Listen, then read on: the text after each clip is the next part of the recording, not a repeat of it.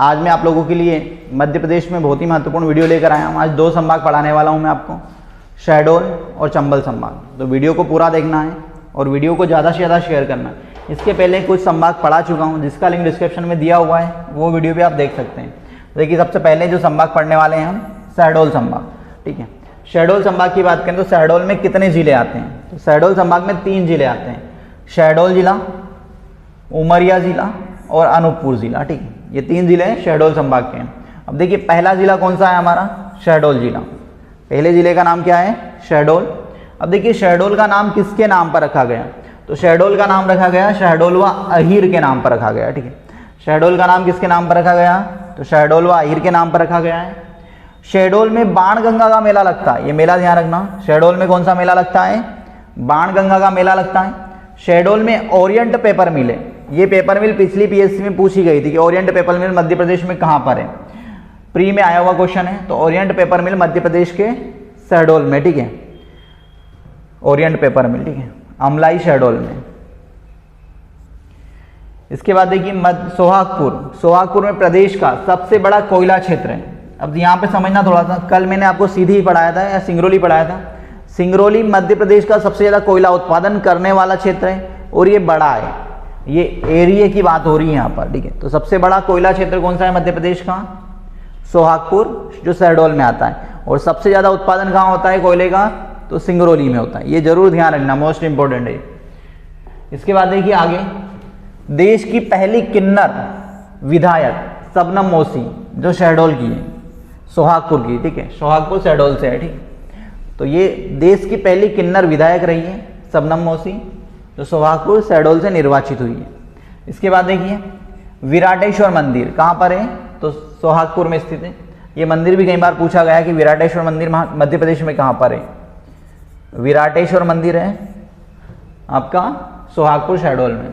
इसके बाद देखिए यहीं पर सोन घड़ियाल अभ्यारण्य, कौन सा अभ्यारण्य स्थित है यहाँ पर? सोन घड़ियाल अभ्यारण्य स्थित है, शहडोल और सीधी दोनों में आता है, सोन नदी के ऊपर है।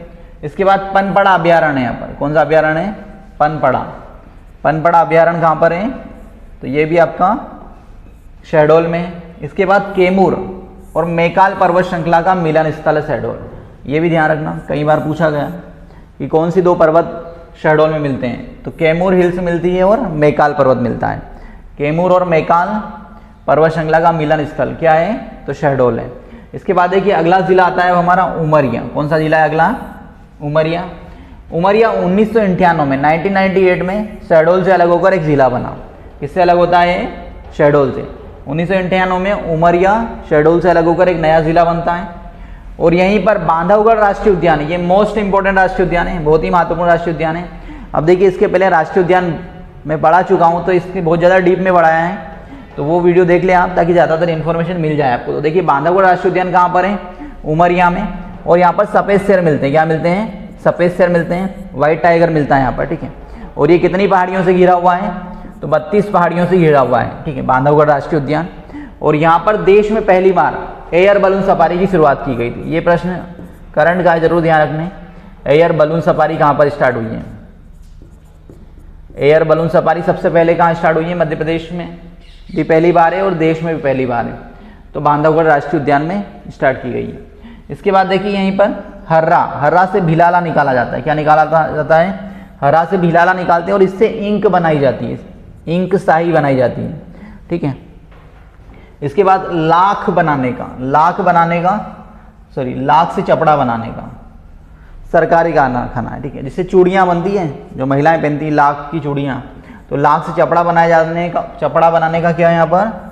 सरकारी कारखाना है। ठीक है, गवर्नमेंट कारखाना। ये मोस्ट इंपॉर्टेंट, ये क्वेश्चन कई बार आता है कि लाख से चपड़ा बनाने का कारखाना कहाँ पर है? तो उमरिया जिले में। ठीक है, इसके बाद देखिए आगे बढ़ते हैं। अगला आता है हमारा बांधवगढ़ का किला है। यहाँ पर कौन सा किला है? बांधवगढ़ का किला है, जिसे बघेल वंश के शासक विक्रमादित्य ने 14वीं शताब्दी में बनाया था। किसने बनाया था? विक्रमादित्य ने 14वीं शताब्दी में बनाया था, और इन्हें ही व्याघ्रदेव बघेल भी कहा जाता है। ठीक है, और इसी में क्या है? शेषशाही तालाब है। किले में क्या है? शेषशाही तालाब है, और किले में एक विष्णु मंदिर है, ये जरूर ध्यान रखना। इसके बाद देखिए अगला जिला आता है वो हमारा अनूपपुर। कौन सा जिला है अगला? अनूपपुर। अनूपपुर 2003 में शहडोल से अलग होकर जिला बना। कब बना है? 2003 में। 2003 में शहडोल से अलग होकर एक नया जिला कौन सा बना आपका? अनूपपुर। अनूपपुर में अमरकंटक, अनूपपुर से सोन, नर्मदा और जोहिला नदी का उद्गम होता है। कौन सी नदियाँ निकलती हैं यहाँ से? सोन, जोहिला और नर्मदा नदी का उद्गम होता है। इसके बाद देखिए यहीं पर कर्ण मठ है, शहडोल में, सॉरी उमरिया में कौन सा मठ, अनूपपुर में कौन सा मठ है? तो कर्ण मठ है, ठीक है। इसके बाद देखिए अनूपपुर में नर्मदा नदी, नर्मदा नदी पर कपिलधारा और दुग्धधारा, कपिलधारा, दुग्धधारा, शंभुधारा और दुर्गाधारा ये जलप्रपात है। ये जलप्रपात के नाम जरूर नोट कर लें, कई बार पूछे गए हैं जलप्रपात है। तो देखिए कपिलधारा जलप्रपात है, इसके बाद शंभुधारा जलप्रपात है, दुर्गाधारा है और दुग्धधारा जलप्रपात है, ठीक है। इसके बाद देखिए यहीं पर एक ये पीएससी में आया हुआ क्वेश्चन है, छचिनड़ी बालाघाट।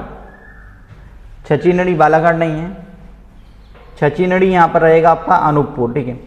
छचिनड़ी अनूपपुर में बॉक्साइट खनिज मिलता है। कौन सा खनिज मिलता है यहाँ पर? ये बालाघाट नहीं, नोट करना है आपको। छचिनड़ी अनूपपुर में बॉक्साइट खनिज मिलता है और बॉक्साइट रेणुकूट उत्तर प्रदेश के कारखाने में जाता है, ठीक है। वहाँ पर इसको रिफाइन करते हैं। बॉक्साइट से क्या बनाते हैं हम? तो एल्यूमिनियम बनता है, वहाँ पे फिल्टर होता है इसको, ठीक है। तो ये जरूर ध्यान रखना, कई बार पूछा गया है खदान का नाम, छचिनड़ी की खदान कहाँ पर है? तो अनूपपुर में, और इससे बॉक्साइट निकाला जाता है। पिछली बार इसका क्वेश्चन इस टाइप से आया था कि यहाँ से जो बॉक्साइट निकालते हैं वो रिफाइन होने कहाँ जाता है? तो रेणुकूट उत्तर प्रदेश में जाता है, वहाँ पे एल्यूमिनियम कारखाना है, ठीक है। इसके बाद देखिए आगे बढ़ते हैं। अमरकंटक में जैनियों का महाकुंभ लगता है, जैन धर्म के अनुयायियों का महाकुंभ कहाँ लगता है? अमरकंटक में। और यहाँ पर आदिनाथ जैन तीर्थंकर की अष्ट धातु की मूर्ति है। जैन तीर्थंकर आदिनाथ की क्या है? तो अष्ट धातु की मूर्ति है यहाँ पर। इसके बाद यहीं पर इंदिरा गांधी आदिवासी विश्वविद्यालय, ये प्रदेश का एकमात्र आदिवासी विश्वविद्यालय अमरकंटक अनूपपुर में स्थित है। इसके बाद देखिए अनूपपुर प्रदेश का सबसे कम जनसंख्या वृद्धि वाला जिला है, ये भी मोस्ट इंपॉर्टेंट है। सर्वाधिक जनसंख्या वृद्धि इंदौर में, और यहाँ पर क्या है? अनूपपुर में सबसे कम जनसंख्या वृद्धि दर है मध्य प्रदेश में, तो वो है अनूपपुर की। अब देखिए यहाँ के पर्यटक स्थल क्या क्या है अनूपपुर के? तो माई की बगिया है, माई का हाथी, नवग्रह मंदिर है यहाँ पर, कबीर चौराहा है, जलेश्वर महादेव मंदिर है, आदिनाथ मंदिर है, सर्वोदय मंदिर है। ये यहाँ के प्रमुख मंदिर हैं अनूपपुर के, ठीक है। और इसके बाद देखिए ये आपका शहडोल संभाग हो गया। इसके बाद एक पॉइंट जरूर नोट करें कि शहडोल मध्य प्रदेश का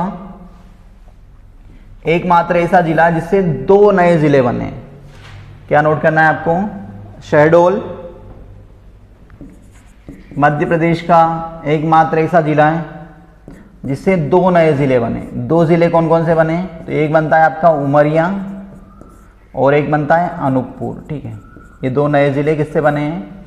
तो शहडोल से, ठीक है। ये बनता है 1998 में, 1998 में बनता है, और ये बनता है 2003 में, ठीक है। ये ज़रूर नोट करें और इस वीडियो को आप ज़्यादा से ज़्यादा शेयर करना है। अब देखिए इसके बाद अगला संभाग आता है हमारा चंबल संभाग। कौन सा संभाग है अगला? चंबल संभाग। अब चंबल संभाग की बात करें तो कितने ज़िले हैं इसमें? 3 ज़िले हैं। पहला ज़िला है हमारा भिंड, सेकेंड है मुरैना और श्योपुर। ये 3 ज़िले आते हैं, किसमें आते हैं? चंबल संभाग में आते हैं। अब देखिए चंबल में पहला ज़िला पड़ने वाले हैं भिंड जिला। कौन सा ज़िला है? भिंड। अब देखिए भिंड का नाम किसके नाम पर रखा गया? तो भिंड ऋषि थे एक, उन्हीं के नाम पर भिंड का नाम क्या रखा जाता है? भिंड रखा जाता है। तो भिंड का नाम किसके नाम पर रखा गया? भिंड ऋषि के नाम पर, ठीक है। भिंड का नाम भिंड ऋषि के नाम पर रखा गया। अब देखिए भिंड मुरैना को क्या कहते हैं? तो बागियों के गढ़ कहते हैं। ये प्रश्न कई बार आता है, आया हुआ है कि बागियों का गढ़ किसे कहा जाता है? तो भिंड मुरैना को बागियों के गढ़ कहते हैं, क्योंकि यहाँ पे सबसे ज़्यादा डाकू हैं चंबल में, ठीक है। पान सिंह तोमर, ठीक है, फूलन देवी, मलखान सिंह, ये सब महत्वपूर्ण जो प्रसिद्ध गुज्जर, ठीक है, ये सबसे ज़्यादा प्रसिद्ध यहाँ के डाकू हैं, ठीक है। राम सिंह गुज्जर, तो यहाँ ऐसे कई प्रसिद्ध डाकू हैं, ठीक है। तो इसलिए भिंड मुरैना को बागियों के गढ़ कहते हैं, ठीक है। इसके बाद देखिए यहाँ पर माधव जमधारा में रेणुका माता मंदिर, ये मंदिर भी कई बार परीक्षा में आया है, ठीक है। पीएससी में ही पूछा गया है, एसआई में भी आया है कि रेणुका माता मंदिर मध्य प्रदेश में कहाँ पर है? तो जमधारा में क्या है? प्रसिद्ध रेणुका माता मंदिर है, ठीक है, भिंड जिले में। इसके बाद देखिए नेक्स्ट देखते हैं अगला क्या है अभी इसमें। प्रदेश में सबसे कम वर्षा होती है भिंड में 55 सेंटीमीटर। सबसे कम बारिश कहाँ होती है? भिंड में 55 सेंटीमीटर, ये जरूर ध्यान रखें। सबसे कम लिंगानुपात है 838, कई बुकों में आपको 837 भी मिल जाएगा, ठीक है। सबसे कम लिंगानुपात है यहाँ पर, ठीक है। भिंड में प्रदेश की सबसे छोटी तहसील कौन सी है?